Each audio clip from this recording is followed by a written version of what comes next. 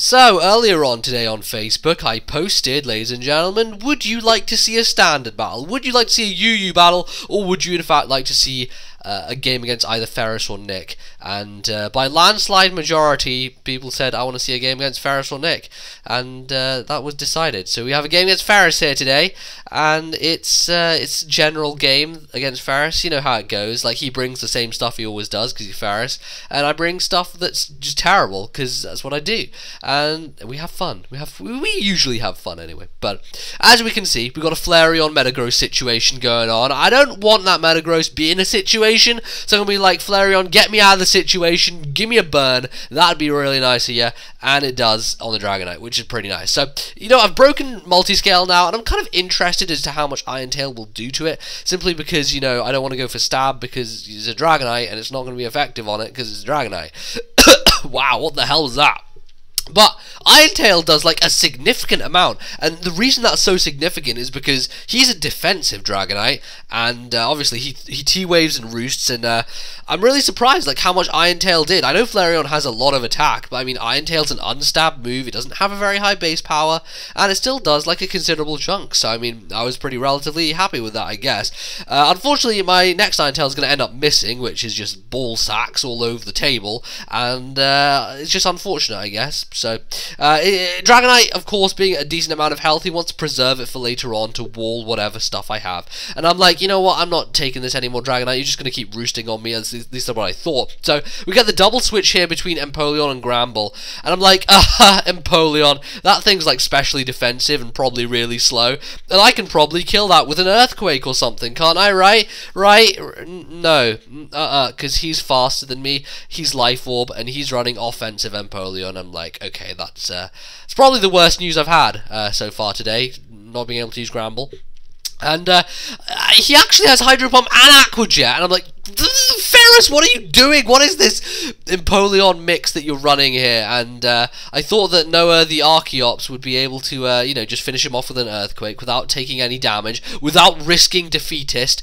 But now I'm actually almost in Defeatist, which definitely not a good thing, I must say. So he's going to bring in Scizor here, and he's going to predict me to switch as he goes for the Swords Dance. But I'm actually just going to stay in. I really didn't feel like I needed to switch to anything with a fucking Scizor in my face. Like, I brought bullshit to this game, and I had nothing to like switch a Scizor in on, or switch in on a Scizor. So I just stay in, Acrobatics Flying Gem, and I almost kill it. And the reason Ferris switches out there, I believe, is because he wants his Scizor to be alive for some reason, because he doesn't want to just kill Archeops and then die to his own Life Orb recoil, essentially. So he's going to switch out to Dragonite as fodder, which I kill with the crit Acrobatics. And no, we're doing all the work here today. He's head smashing, he's acrobating, he's flying around. He is just flapping at them wings, getting people in the arc, doing a general good job.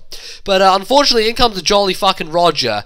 And everyone knows that Ferris and I both love Electros, and Ferris generally runs an Electros when we play 5th gen, and it generally has annoying things like that paralysis, and that's just, this is basically the most useless Archeops ever. I mean, the one thing Archeops has going for it is its speed, right? And when you have an Archeops in Defeatist range, like 3 HP, paralyze is the most useless thing ever, completely.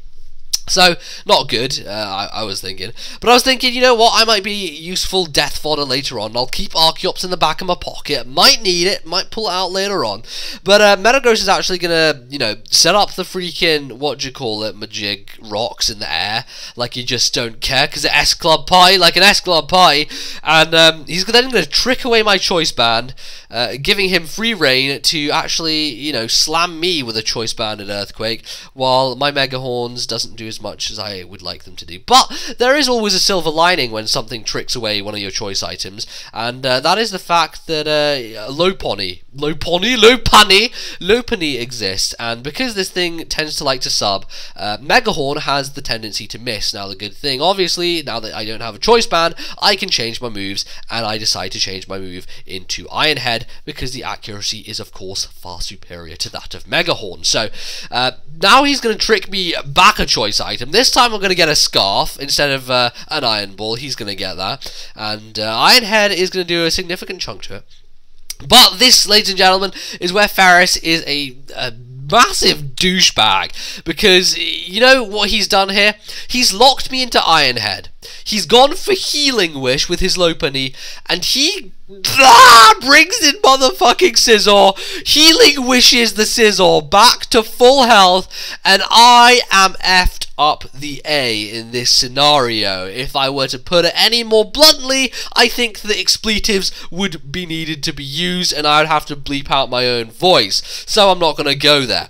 I actually switch out to Frostlass, expecting him to just kill me with superpower, but of course he's not going to do that. He's not a moron. He knows I'm choice locked onto Iron Head, so he's obviously going to go for the Swords Dance, which he does do. And at this point, fucking Scizor comes back from the dead, and Healing Wish, and as you can see he does have Life Orb there, so of course he didn't want to kill himself earlier. But at this point, I can't do anything. I mean, I have terrible shit on my team, and he's going to kill Farron with a superpower.